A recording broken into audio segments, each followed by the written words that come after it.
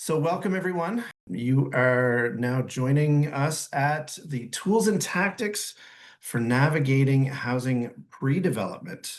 We are focusing on the Phoenix experience, and my screen did not share. I'm sorry.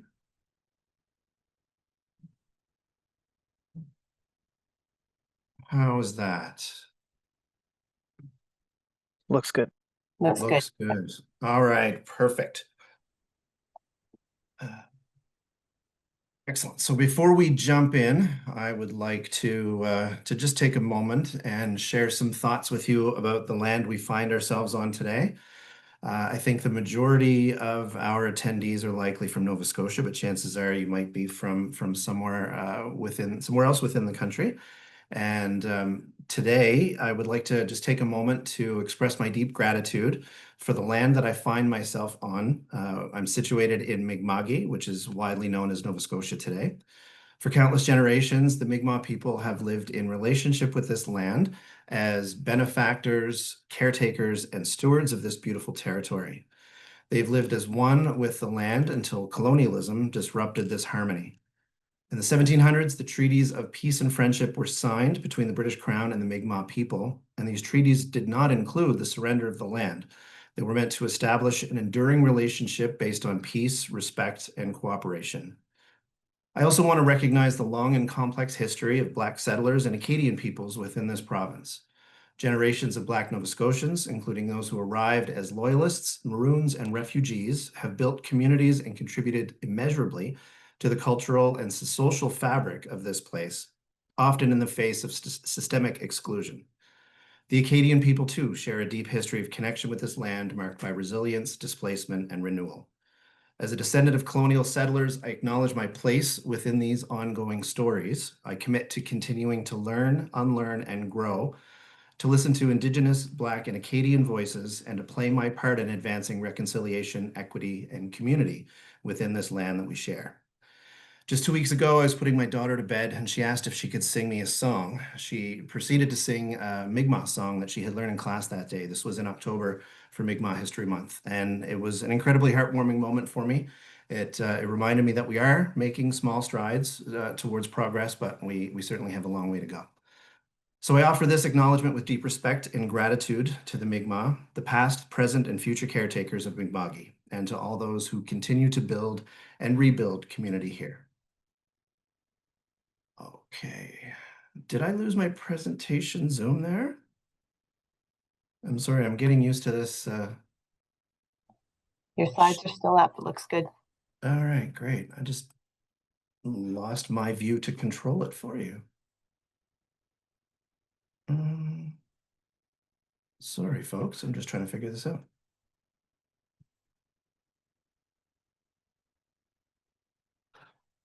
Any ideas, Francois? I've lost my full screen view. I'm not sure if I'm able to change the slide here.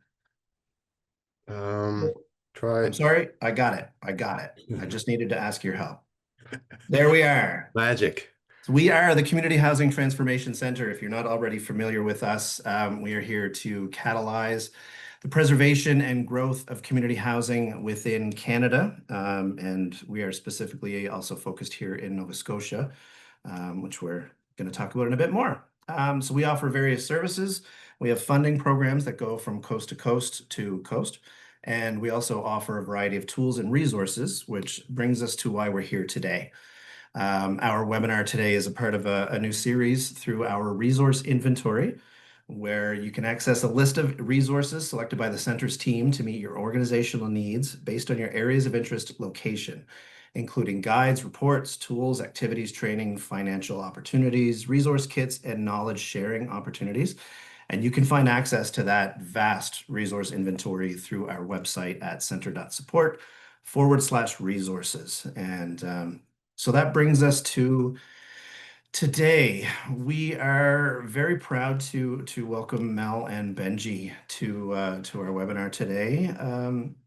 We're looking at what, 3 years ago or so, Mel, you received Phoenix received a grant through our capacity building stream, and then another through planning and pre-development. that lent to this amazing project that we're going to hear about today. So 50,000 was awarded through capacity building. They did some high-level site feasibility work to just kind of identify the right site, do some risk analysis, create a bunch of tools that then went towards the pre-development activities where they started to work on the land and come up with what this site is going to look like and how it's going to become a reality. Massive, massive undertaking, and I'm very excited to have Mel and Benji with us today. So Mel's driven by a deep commitment to advocacy and social justice. She's dedicated her career of over 25 years to not-for-profit work, now serving as Director of Organizational Development at Phoenix. Mel lends her expertise in communications, collaboration, and project management to advance community-driven initiatives and foster impactful partnerships. Currently, Mel is directing the development of Phoenix's multi-service housing center. We're going to hear all about it. A transformative project which will provide truly affordable housing and offer comprehensive wraparound supports for youth and families in Chipuktuk. I wasn't ready to pronounce that. Mel, you threw that in there. Mel is a proud founding member and former board member of the Nova Scotia Nonprofit Housing Association. We're also joined by Benji, who has more initials after his name than I can count. I'm not going to go over all those. He comes with a whole lot of skills and talents. He's an adjunct professor at Dalhousie University, but he is also the CEO of Nickum and Associates. Benji's an architect who leads Nickum and Associates, an architecture, planning, and project management firm focused on projects for people-serving organizations. Benji teaches at Dalhousie School of Architecture and the School of Health Administration. He is a member of the Nova Scotia Centre of Aging Advisory Board and a director at the Halifax Stanfield International Airport, as well as a chair of the Canadian Museum for Human Rights. I don't know where you fit things in your calendar. Okay, well, I'm gonna turn things over to Mel and Benji. Mel, do you want to get started with something as basic yet integral as risk?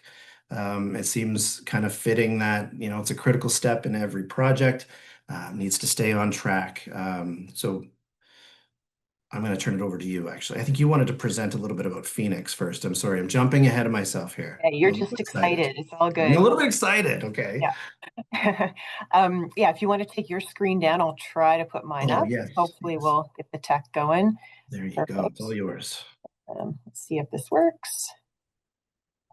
Can folks see it? Okay. Perfect. Okay, Perfect. awesome.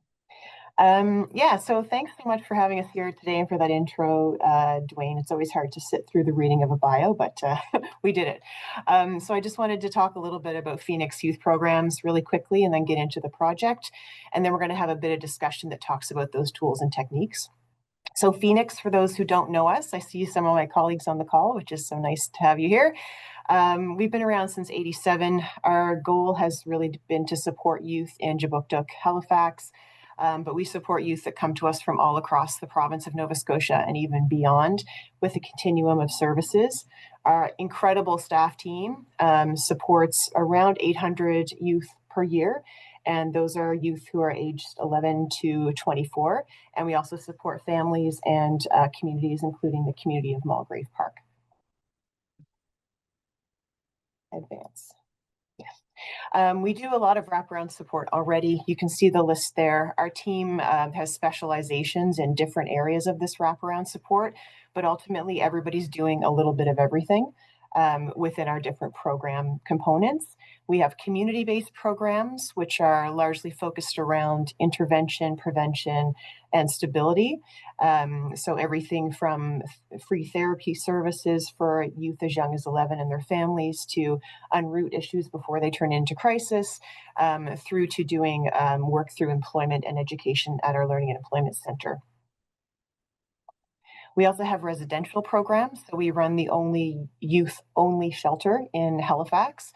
And then we have a suite of housing opportunities for young people that are independent or semi-independent or a combination of all. We've been growing our work in this area pretty significantly in the last 4 to 5 years, recently acquiring 2 apartment buildings with a partner, So our scattered site model there that says 5 buildings is the area that we've been growing in the most. We know that youth have housing challenges that are both similar to adults, but also are unique. And it places them in maybe an even more significant challenge in order to get housing. So we all know that affordability is an issue, but when you're young, we know that where youth are saying that they're underemployed, the stats are saying that youth are underemployed, or they maybe don't have any employment history at all. So it makes it very hard to get in with a landlord when there's 300 applicants in front of you. You may not have an adult to help you navigate that system. You're also probably trying to go to school, but you need to make money to be able to live at the same time, especially if you don't have the same adult supports that other youth or other folks may have. And just the increasing costs for things like food, clothes, everything that we're all facing can be a challenge when you're trying to balance out school, work, having a lease and a proper rental agreement. And so, of course, that leads often to a mental health challenge, which then perpetuates itself. So there are many challenges, I'd say, that are specific to young people. When we all think back, we were all young people once, and maybe some of us still are. What that would have been like if maybe we didn't have as much support as we did, plus the current challenges that youth are being faced with today. So seeing all that's happening in our community and also doing some research, talking to youth, talking to staff, we know that the challenges are escalating really out of control of youth. The things happening to them really are outside of what they can manage or they can control. And so youth are talking about having access to many supports all under one roof. So Phoenix currently has 16 locations across the peninsula of Halifax. And of course, we rely a lot on partners. We can't do it all, nor would we want to. And so youth are often, running between appointments, trying to get from one place to another, and attrition can be big when it comes to meeting those appointments with different partners or different Phoenix teams. So we are not moving our entire team under one roof, but we're trying to pull in many groups together. And this is a huge project made up of a bunch of projects, essentially. And in order to lift something like this, I just need to take a minute to really thank the center. This really began back in 2020 when the center provided us our initial grant to do some feasibility research. And I think Dr. Ren Thomas is on the call today. She was instrumental in that process with us. And then we went into the two grants that Dwayne has mentioned that he and I have been working together on. It's a big vision and it's multi-layered. It's housing and it's other things that all contribute to housing.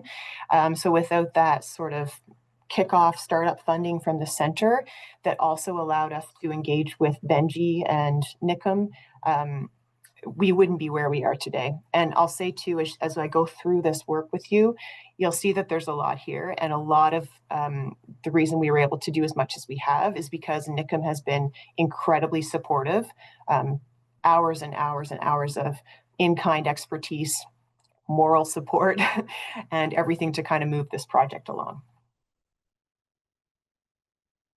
So what we're going to be building is about a 90,000 square foot build. It's a big project. We're going to have 50 units of affordable housing. Some of it will be rent geared to income. Some of it will be 79% of average market rate. For the region, we're hoping to have about 20 or more partners in space in different ways, shapes, and forms. And we need to raise about $80 million to do it. So that money is going to come through a $30 million capital campaign that we're running through Phoenix. And then the rest, we've acquired some from government and we're looking for more coming from government through all levels. We anticipate that this will support an additional 1,000 youth per year. And the focus is not on crisis. The focus is on that intervention, prevention, and stability area of our work. So there are several components, as you can see, when I talked about many projects making up a big project, this is really what I mean. So youth have been asking for all of these things and to be in a centralized location. We want to build something that's very, very vibrant, can support the whole community, but really is focused on young people. And the heart of the build obviously is for youth. And how we can build skills, build resiliency, build community within one center where many partners and Phoenix staff can come together. I could spend probably 3 hours just on this slide. I'll keep going. Um, the services won't only be for the people that are living on site. So I've mentioned 50 units. About half of those will be Phoenix focused and connected clients.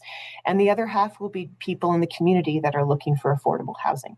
So we truly want to build a community feel, a community neighborhood within this build. And beyond the housing, we know that what this will do is sort of unstick other areas of Phoenix. So we have several housing options. Sometimes youth are in one option when really they should be moving into another, but there's no room for that movement. For example, more and more we're seeing youth staying at our shelter who are actually going to university, and they could be living on their own, but they don't have affordable housing. So that's where they land. That's not an appropriate place for a young person who has affordability as the blockage. We know that by bringing services together, those collaborative supports will help in terms of maintaining and finding stable housing and appropriate housing, doing more work around diversion and reconnect for folks to enable them to find housing through service provision. Mental health and physical health supports will be there, which can also be a huge barrier to housing, and we can unlock it that way. And the skills needed to exit those systems that we see youth coming from and also falling into. So beyond our 25 to 50 units, we're going to be able to provide youth with more housing in the community as well. Before we got too far into this, we did a bit of a consultation with stakeholders just to see, is this right? Like, can you see Phoenix doing this? What do you need us to keep in mind? And this may be hard to read, but ultimately what people came back with was, this seems like the right thing to do. Phoenix is the partner to do it with. There was a confidence in us to do it, and that people were willing to support, knowing that partnerships were needed, that this isn't all just Phoenix. Which of course we never wanted it to be. It's always about partnership. And we also presented the question of, dignity. This building the heart is dignity, and we need to make sure that living with dignity is a core value of the people that would be supporting us. And they all confirmed that they felt that way as well. I think we're ready to move into some of the tools. Sorry, that was like a really brief overview, but hopefully that gives people a sense of what we're talking about. Right. Such an incredible project, such a valuable service that, it sort of works itself through the generations as you go along. I'm very excited about it. So I think I kind of spoiled my first question then, Mel. And just to reiterate, I got a little excited at the beginning. I didn't mention to folks, we are accepting questions. If you want to throw them in the chat, I know Jamie just mentioned that in there as well, but just to kind of throw the words out to you, put your questions in there. We will do our best to get to them at the end. Of Mel and Benji's presentation. So Mel, I was trying to jump into risk with any project. There's definitely inherent risks that come along. Sometimes the process of evaluating can be very tedious and time consuming. Can you sort of walk us through how you approached risk in terms of identifying, mapping it out? And I understand that you have a tool. Yeah. NICM has a tool, and we were lucky enough to have them help us through this. So the risk register is what we worked with, and you can see a kind of a sample of this that we worked on. This was over a series of several meetings with our project leadership team, talking about, what are the risks that we're facing. We just did a gigantic whiteboard exercise. From there, we were able to categorize the risks. And as the process went forward over several meetings, we started talking about what was the probability of the risk. So what's the likelihood that it's going to happen? And then if it does happen, what's the impact of that risk? And you take those two numbers and you multiply them. So you can see the 5 times 4 is 20. And by doing that process, we started to see what the most significant risks could be for the project. And we didn't lose the other ones, but they really became our focal point, kind of the top 10 of those risks. Through that, we talked about, what would we do if this happens? What's our response strategy? Do we just try to avoid altogether? Do we mitigate it? Do we accept that it's a risk? And then specifically, what do we think we're going to do and who would do it? You can't predict the future, right? So there's no way to make this a perfect process or a perfect tool. But the value in it is when something does happen, you can go, wait, we have a plan, and you can go and look at this, and the plan might not work perfectly for the situation, but it helps to reduce the anxiety when something does happen that's putting the project at risk or an aspect of the project at risk. I would say, reviewing this log is kind of both formalized and organic. So sometimes you'll see something that's somebody may come and tell you some information. It's just like, oh, that's interesting. I wonder what we said about the risk in there. But then it's also formalized in our contract with NICM. So NICM provides a monthly report to us, and in there, they talk about the risks and what is happening in the time that we're in. What we talked about in terms of mitigating it, if it's kind of like a red hot, an orange, or a green or yellow risk, I guess. And that just helps us to have a better plan kind of as we're working through. It also helps us to have the conversation with NICM, because maybe I think it's a red risk, and based on their expertise in developing big projects, they might be like, it's green, like this is not actually a real issue right now. So it helps to provide that perspective. Benji, I know you're like the risk master. You probably have some things to say. No, I think you said it all really, really well, Mel. And again, nice to see everybody, and thanks for the opportunity to speak today about this incredible project. I think it might seem a little funny to start off a presentation about tools on a project and use risk as the number one thing. But certainly in my career and with my major public institutional projects, I have found that the confrontation of risk as a topic with boards and project teams and all those various stakeholders is an amazing way to build consensus and also build assurance and confidence in the team. So there's a lot published out there on how to do project risk management. It's a whole thing. And the risk registry you here see is, there are many facets broken into probably each of these columns explaining, how you will carefully and robustly identify a risk, for example, and how you identify triggers and how you assign responsibilities for monitoring risks. So there's lots of information out there, and it's not too hard to do, but the most important thing is getting all the minds together over a series of discussions and meetings and having everyone kind of build consensus on what they're worried about. And different stakeholders worry about different things. So this is an awesome tool to bring that all together in one point. And as a starter for the presentation today, it just, I think is a wonderful way to say, you know what? No, we're going to talk about risk. We're going to make that the number one thing. Forget about everything else. We'll build a plan around that. Have the tough conversation first. Yeah. Excellent. All right. Well, we've talked about identifying risks. Maybe we can sort of shift to identifying sites. I know that there was a lot of work that you put into just trying to find the right place. So, Mel, can you sort of talk to that about, how do you keep your vision solid while you're searching for land, and how do you compromise and all of those things? Yeah. The first, and it's hard, and I actually, everybody always asks me, where's it going to be? And I actually can't say yet. Um, we have an idea of where we're going, but I can't talk about it yet exactly. I can't wait till I can. But the first thing I think you have to think about is where are the people you're trying to support and serve, and what are the things that they need. So if you're doing a housing project and you're working with youth, a lot of youth who probably don't have vehicles, you need to be on a bus route. You need to be close to a grocery store. You need to consider schools and opportunities to engage in the services that they need and the communities that they're involved with. So I think that's a really important thing, thinking about how you support the people in living well in their own communities. And then we actually do have a tool. We went through this process again with NICM. It's called a Pairwise exercise. And what we did was we started to think about all of the competing priorities that we may have for a site. So the different things that we would want for a site where we'd like to build. And we wrote them down. And in the end, I think we've got 12 here or something like that. So we wrote them down and then gridded them against each other, where we could, again, have conversations as a leadership team and talk about what's more important.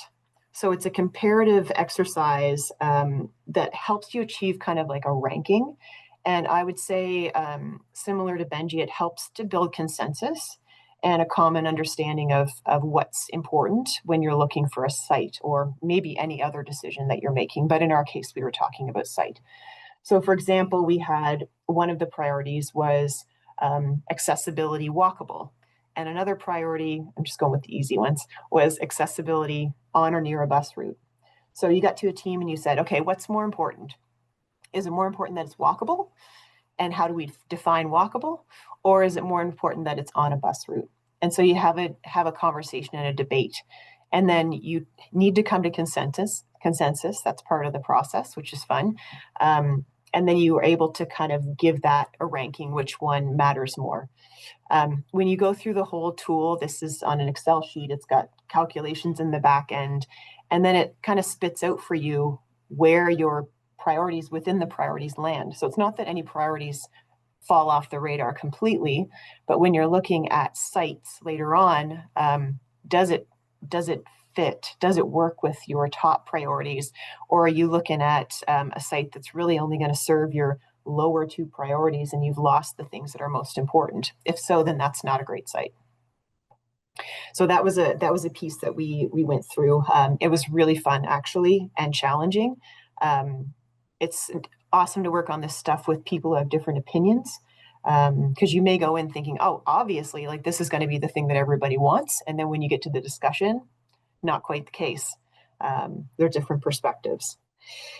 In terms of finding the site itself, it's hard, especially in a place where there's not a lot of land and you're doing a build from scratch. So we're not retrofitting a building or adjusting a building to make this work for us. We have, again, dignity at its core. We want something that youth can proudly walk into and know that they helped to inform and build.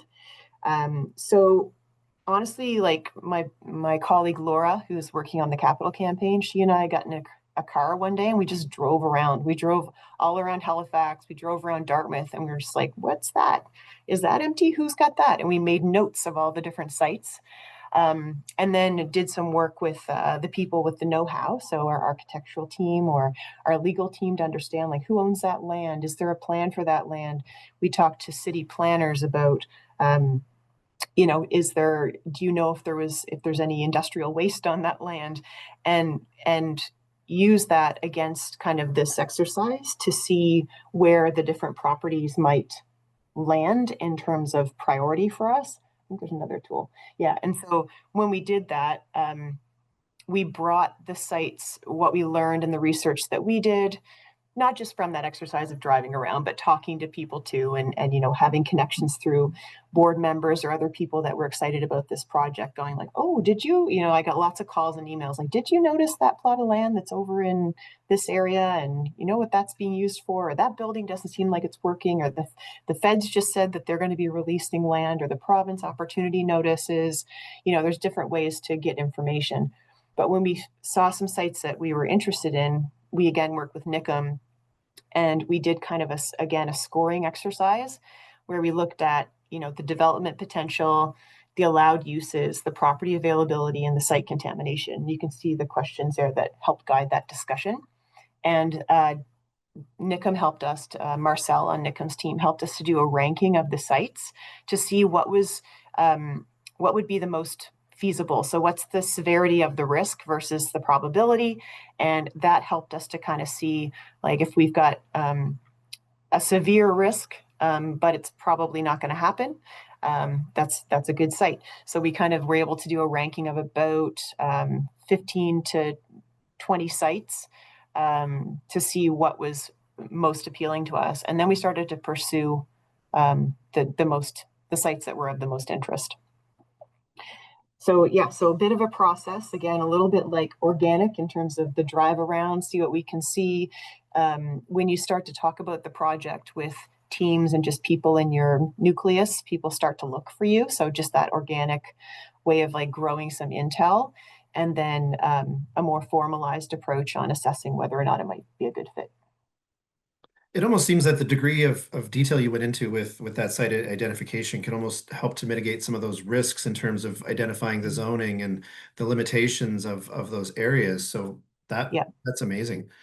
The more that I learn about housing development, the more that I hear about vision building and just sort of this idea of creating a shared vision of what this project is. Um, in your experience, how do you start building this shared vision while you're still leaving flexibility to, allow things to evolve and respond to anomalies that you didn't factor in? Yeah.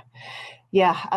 I think with this project, it actually began back in well before, we had the lift from the center, on the idea when our executive director took a bit of a research leave and was looking at things happening across Canada that were innovative.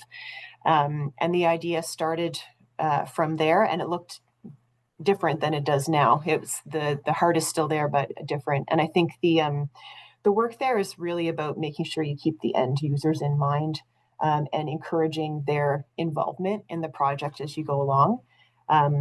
So when that first started to be part of our vision, we started talking about it in terms of our strategic planning, like, hey, what do you think about this? And having those conversations with some youth and some staff members about this idea of a one-stop shop kind of idea. Um, and it was important for people to, as it grew, kind of understand the goal, and put some parameters around what it is and what it's not. And that's often really difficult.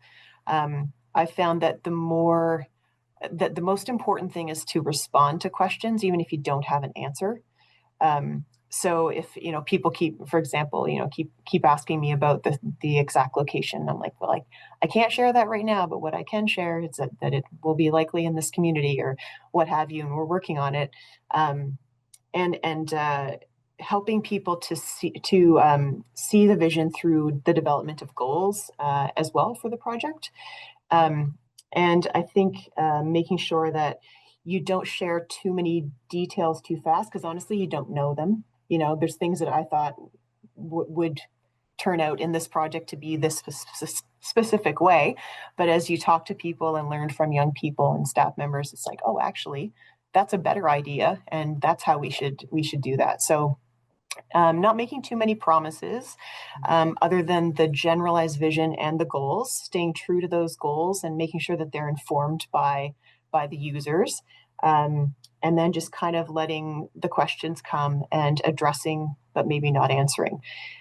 The other thing, kind of circling around this, but we did consultations early on in the project too. It was actually during COVID when there wasn't a lot of face-to-face opportunity. So we did quite a lot of consultations over social media. So through our Instagram and Facebook pages, asking questions around concept at a higher level. And people jumped in and gave some great feedback.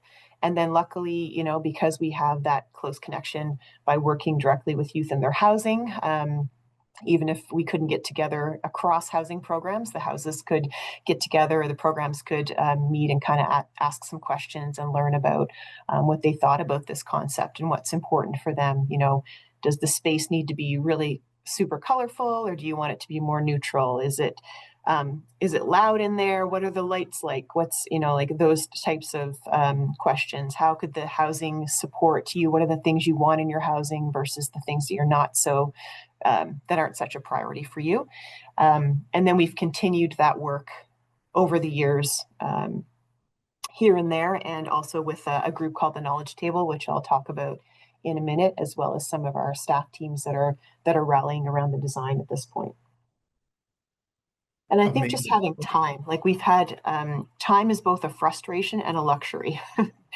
So as somebody who likes to get things done, this project has been a boil for a while, but it's also given us that chance to roll out the concept, to get feedback, to take that time, to find out what people are interested in, what it could look like, and thinking not only of the now but future, and what we're going to be wanting to do in terms of supporting youth and community.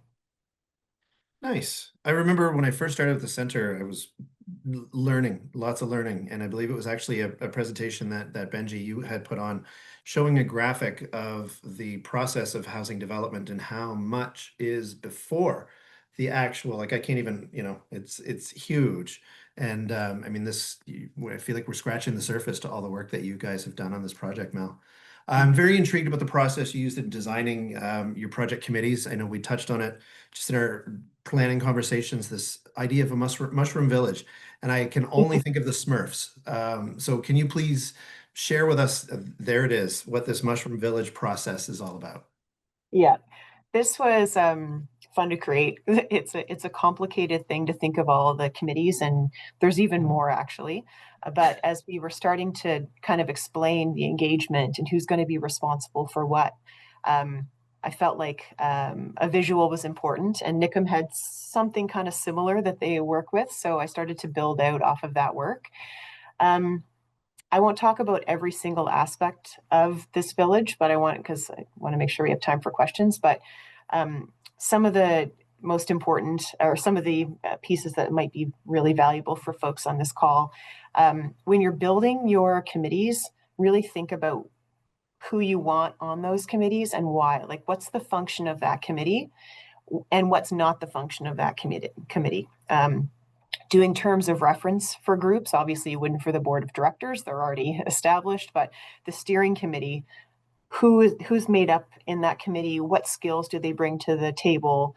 And beyond the skills, are they excited about the project? Are they interested? Do they have what you're looking for in terms of a mix of risk, willing to take on risk, or risk aversion, can create good conversations at that table.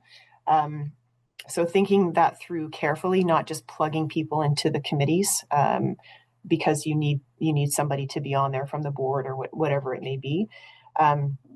We've done some, I think, really cool work around what we've developed is called a knowledge table.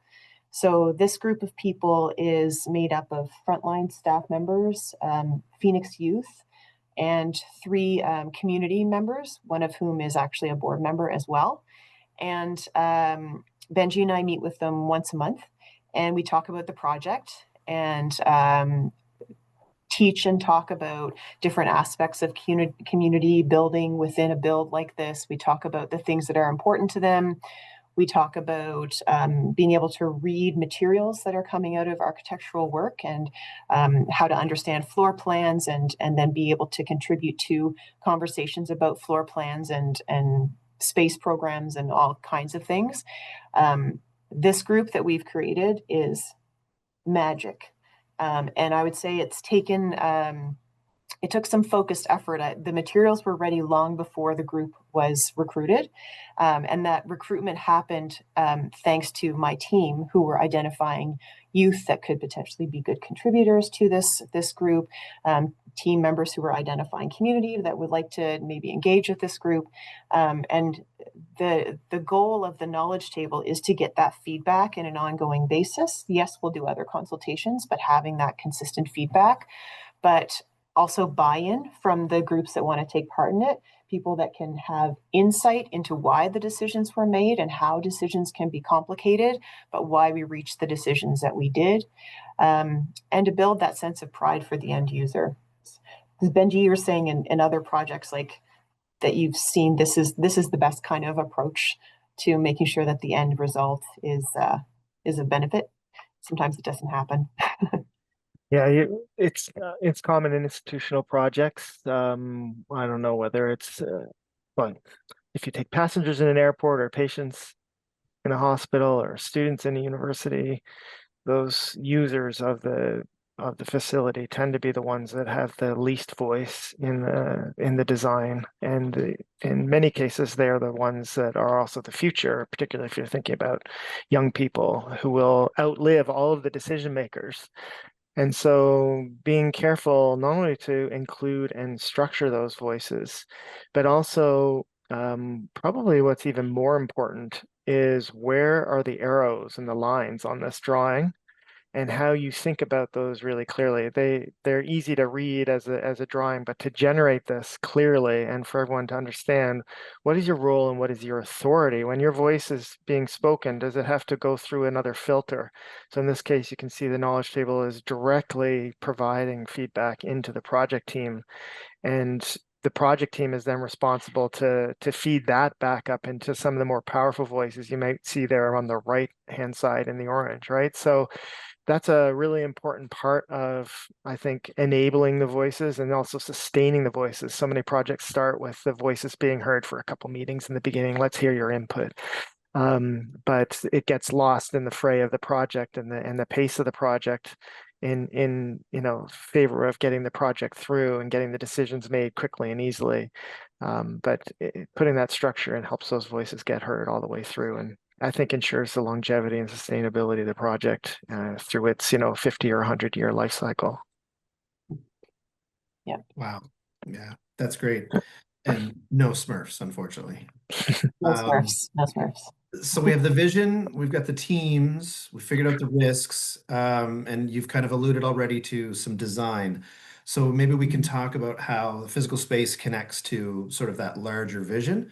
Where do you start? Do you start at that ideal vision values sort of spectrum? Do you look at the practical realities of it, the budget? Where do you go? Yeah. So this has been our process so far around design, and we're not done, hence the ... dots. Originally, we heard from staff really clearly that home needs to feel safe and like home, and the hubbub and the busyness of services need to have that vibrancy. So how do we build a space that has that comfort and safety and quiet of home in the same build as a space that's a community youth, very active hub? So the first concept were these two overlapping circles, which Benji came up with, which was about the idea of city or community, porch and home. When you're on your porch, you're home, but you also can kind of engage in community. You're kind of out there. You can choose to be anonymous or you can choose to engage, and having this intersecting space. So over time, you can see, the rough drawing of the two buildings with an adjoining space. Then we've, been talking about how could we make that adjoining space maybe part of one building, but the way that the building, people engage with the building is still a separation. In the end, this will depend on the site that we land on. We'll take into consideration the natural aspects of the site, exactly how much square footage we have. We're talking about maximizing parking, but that's always a challenge, especially on the peninsula. So every time we meet, and we also talk about how the components need to interact with one another. So the components being health, childcare, cafe, all of those things, and how flow might happen through the building while making sure that home feels home and safe and calm and neighborhood, and the rest is very vibrant. So definitely we started with the vision, 100%, no question. The vision is what we want. And then with the land, we figure out how the site can support that vision, which somewhat comes from that process that we did before, all the rankings and the scoring and prioritization. But in the end, what the building actually looks like is still being defined.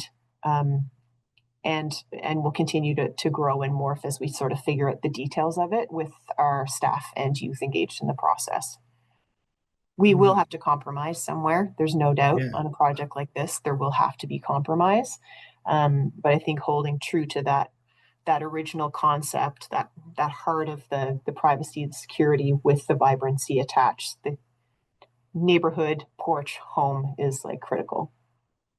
Amazing. Yeah, I was just resonating just before you said that it does seem that there has to be a lot of flex, a lot of dynamic approach and being willing to bend and swerve. And yeah, and that's why it's good not to make promises. Like, don't make promises on the details or say like, this is what we're trying to do, but we don't know for sure yet. We're going to have to see, we only have so much budget to work with, so much money we can raise. So yeah, absolutely. Being hopeful and positive, but also pragmatic. It's a tough balance. Trying to be mindful of time. We do actually have some questions starting to come in. Before we wrap up here, Mel, I just want to sort of touch on the teams part again and just more so highlight the external teams, the sort of relationships with consultants like, our good friend Benji here. It seems that you guys have developed a very effective working relationship, and maybe you could just sort of touch on the importance of those experiences. Yeah, I mean, at Phoenix, like relationship is everything in all directions. So when we're working with youth, it's about relationship. When we're working as staff teams, it's about relationship. When we're working with donors, it's about relationship. And so working with Nikum and Benji, we kind of came across Benji through another project when we were working on our strategic plan. He happened to be kind of like a third party contractor on another contract, and that's how we got engaged with Benji. And very much there was alignment, and I think that's incredibly important. There are architects and contractors that, well, I'll say architects that do very different builds. So some architects are, building office buildings, some are building homes, some are building community centers and hospitals. So making sure that you find the architect if you can. I know it's difficult in smaller communities, but if you can find the architect that really fits with your project, if you want to do net zero, finding a passive design architect or that type of thing is important. And because I think what happens there is that there then becomes an alignment philosophically with the project rather than it just being a contract where you're going to get some deliverables done, you're going to pay these folks to build you something, and it's going to be very rigid. With Nikum, like we've had amazing relationship.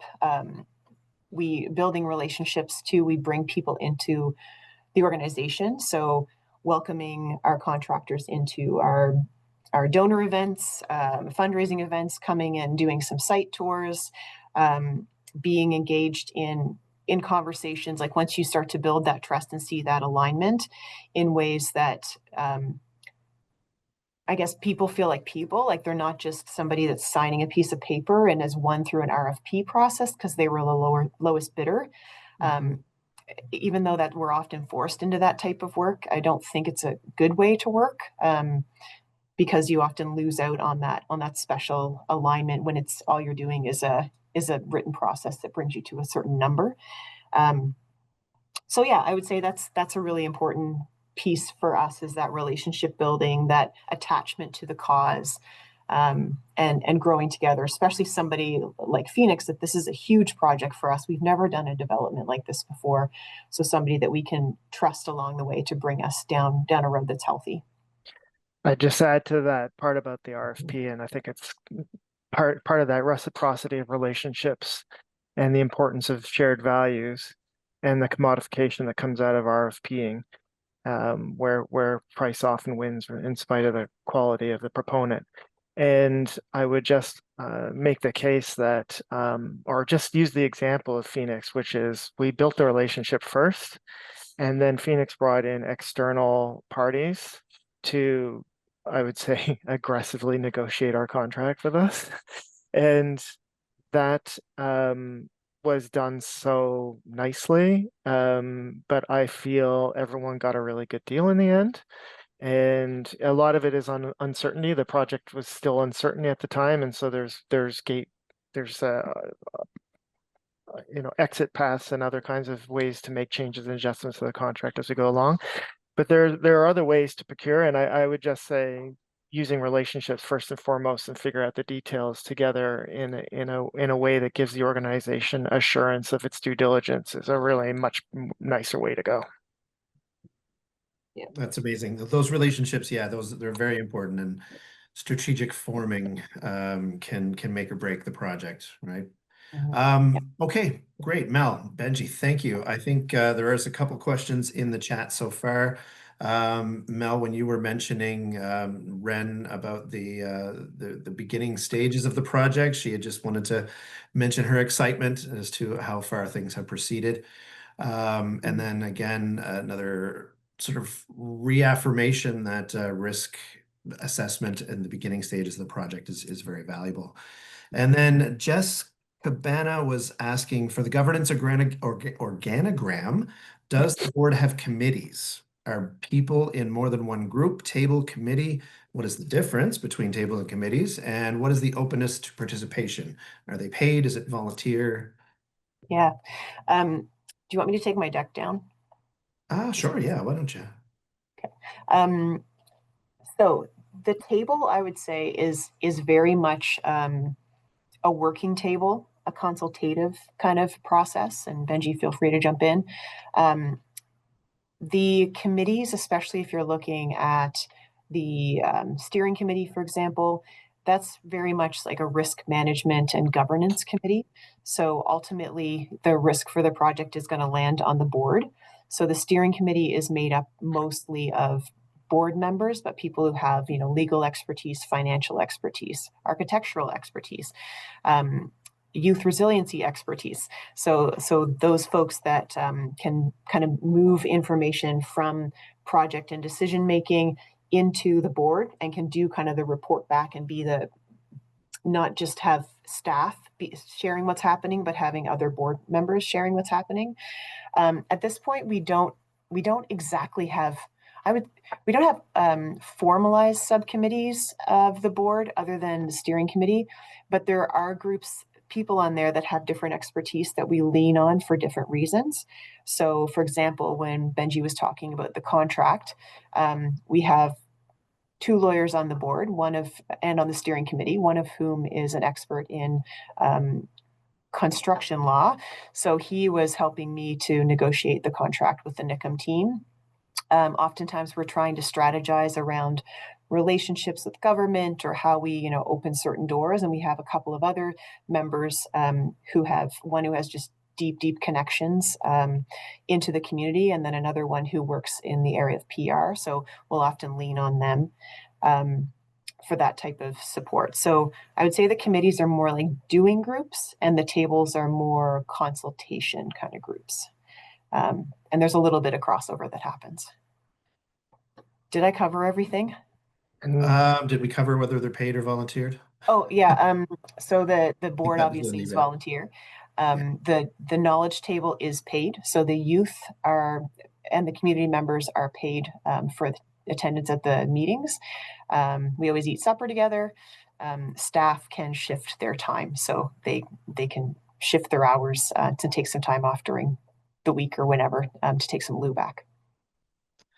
Very nice. Excellent. Falake is wondering regarding the site suitability tool and process, is it something you've always used, or is it something that might be shared or adapted for use by other organizations in sort of like a possible sector toolkit? Benji? A pairwise ranking tool is something we use in kind of deep decision making in let's say highly conflicted stakeholder environments where the interests are so competing and the power lines around those interests can really distort the ability to create objective results.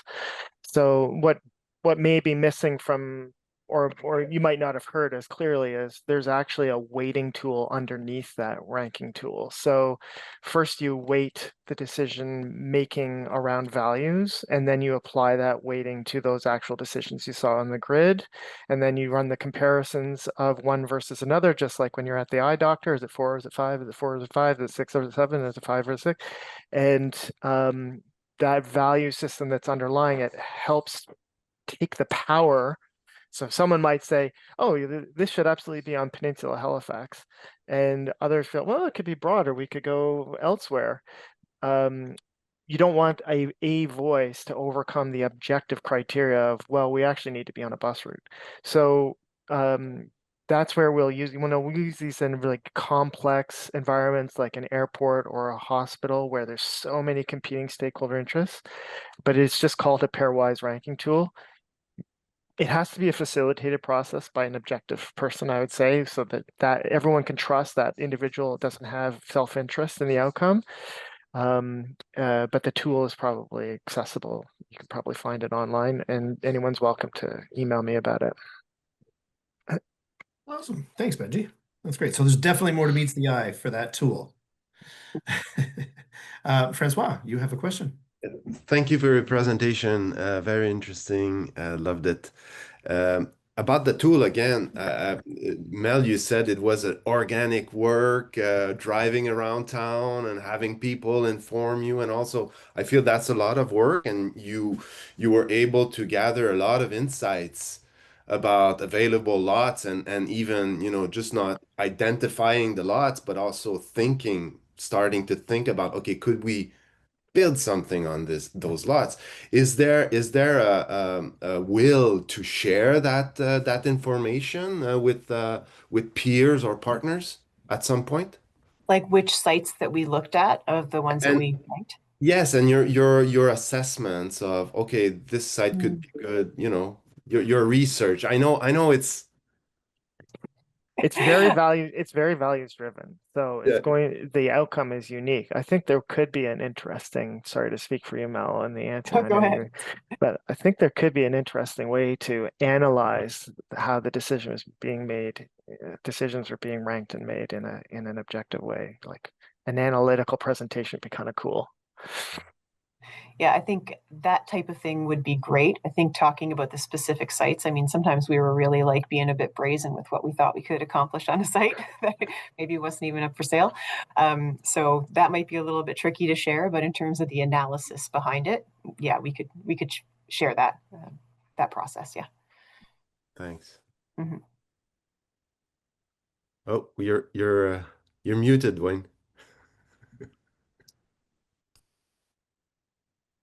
Oh,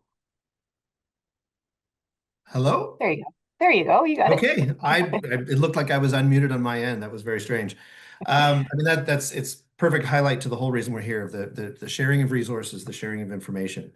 And if nobody else has any further questions, I'm going to come back and thank our presenters once again. Mel, we really appreciate you sharing your journey, and Benji, thank you for taking your massive amount of education and insight to share this all with us. If anyone out there would like to stay in touch, I just threw it in the chat there too, about any upcoming center webinars or the resource inventory series, please send an email to communication@center.support, and we'll keep you informed. Oh, sorry, we have one final question. No, that's just a thank you. Thank you for coming, Alexandra, from the Southeast Community and Social Development Team in New Brunswick. Have a great rest of your day, everyone. Thank you again for coming, and I look forward to seeing you next time.